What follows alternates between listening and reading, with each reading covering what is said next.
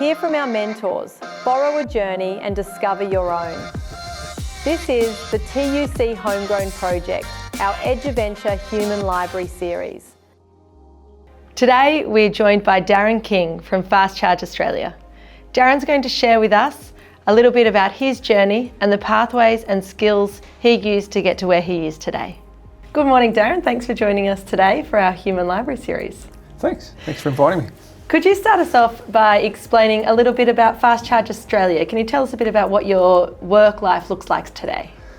Well, I guess like anyone that owns a business, I'm going to say it's busy. Work life is always busy when you're running a business. But Fast Charge Australia provides power solutions predominantly to airports and large distribution centres. And we work in Australia, New Zealand and Southeast Asia. So I spend a lot of my time at an airport, on my way to an airport, or getting on a plane at an airport. So I spend a lot of time travelling and dealing with people in different countries and different time zones. So it makes for a long day sometimes, but it's still fun. Can you explain a little bit about what is that when you say charging solutions? Like, what does that mean? So we provide the power that allows electric vehicles to move. So in airports, for example, anything that operates under an aircraft's wing is considered to be ground support equipment. So the vehicles that unload the bags from the plane and put the cargo on the plane and move the stairs to the plane, all of those things are converting from internal combustion engines to electric. And that's happening right around the world now. And so we provide the battery solutions for that and then the charging solutions to allow them to operate in some airports 24 hours a day, 7 days a week. Yeah, amazing. And can you explain, you started Fast Charge Australia, is that correct? And Yep. Can you explain what's the pathway that led you to where you are today? Very different pathway to I think what a lot of people would imagine. I didn't finish high school, didn't go to university. I didn't fit into that.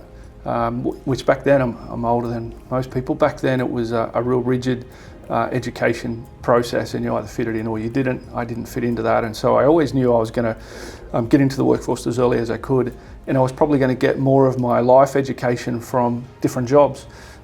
At 15, 16, I really didn't know what I wanted to do or where I wanted to go. I just knew I wanted to put myself in a position to one day work for myself. So I took lots of different jobs and had a lot of different experiences. For a while I was a prison officer in a Long Bay jail, Wow. which was a real eye-opener, you know, as a 19-year-old. And I did security work and I drove trucks and I worked in printing, and I eventually fell into a sales type role, which fitted me really well. And I started to then think, you know, in my 20s that perhaps this is the direction I wanted to go in. And so I ended up being a national sales manager for a battery company. And from there I had an opportunity to start my own business in 2012. And so we started Fast Charge Australia and we imported a specialised charging system from the United States into Australia. Started off in the garage of my house, you know, living on paying expenses with credit cards and however we could to make ends meet. You know, we did quite well, and we got our first big contract and everybody was excited about that, and all I could think about was how we're going to pay for that now and what was the next thing. And you know, then we started to hire people and the business started to expand, and you know, I didn't have that formal business training and education that I probably should have had before I went and done that. But I was smart enough to lean on some good people. We got a really good accountant, we got a really good lawyer, we got a really good bookkeeper, and we leveraged their expertise to fill the gaps that I didn't have. And we grew the business, and you know, like now we have 5 companies running around the world, and you know, I run them all, and we run a real lean operation. So you know, the people that we hire have to have a diverse skill set as well. And again, most of the people that we hire are not university graduates. They're people that are can-do type attitude. They're keen to learn, and you know, there's no real formal training for what we do. So you have to get people with life experience who are open to learning and adapting, and that's what we've done. Amazing, that's great. And your business is based here in Taree, your head office. Yeah. And so how many people do you employ here locally in Taree? We have, in Australia, we have 11 employees, and we would have 5 in Taree. Great.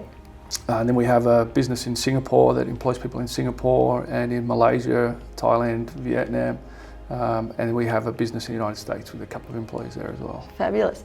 So you touched on a few of these through your story, but can you explain, like, what are some of the key skills that you had to utilise to get to where you are today? I think probably one of the most critical things were the observation skills. I had to learn to talk less, listen more, and watch and learn on the go. And what I found was, especially in a sales type driven business, most of your customers will tell you how to win their business if you just shut up long enough and listen to what they've got to say. I mean, everybody wants to be seen and heard, and if you give those people the opportunity to be seen and heard, they'll tell you what you need to know to be able to go out and win their business and win their trust and be able to do business with them. So that's probably one of the key things. The other thing is the resilience. To be a business owner, you're going to run into a lot of down times, a lot of hard times. You're going to get a lot of no's.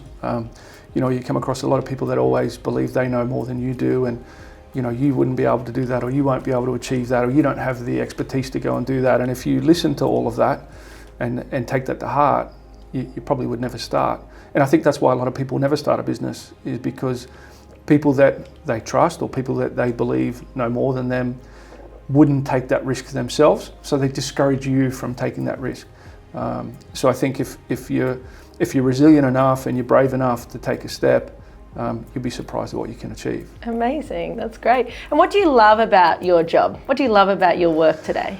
I think, look, I love, who doesn't love working at airports? Airports are amazing. I'm a big fan of aeroplanes, and you sometimes catch yourself standing around watching airplanes take off and landing, or pushing back from the gate, and get distracted by that. But I think the thing that my job has given me more than anything is the flexibility, the freedom to be able to choose time with family, to be able to be where I need to be to support my kids, or to be with my wife to do things that we want to do together.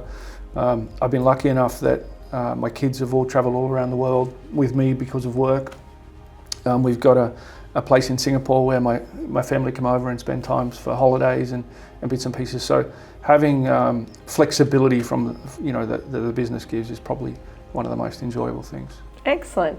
And Darren, if you had to give one piece of advice to your younger self, or to younger students watching this today, what would be your key piece of advice?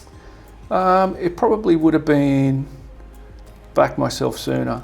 I probably would have been, if I could say to, like I said before, kids are going to be told by family members and community members that are risk adverse to not try that, to take the well-worn path, do what everybody else does, just conform and do what people expect you to do, and don't take the risk. And my advice would be, trust your gut. If you think you can do it and you're prepared to back yourself, you should do it. And the sooner you do it, look at, even if it didn't go well, even if it went wrong, you're 17 or 18 or 19 or 20 or 30. You've got so much time left in your life to make changes and do other things. The earlier you try, the more chance you're going to have of success. Excellent. Amazing. Thanks so much for joining us this morning. And we loved hearing your story. Thanks. You.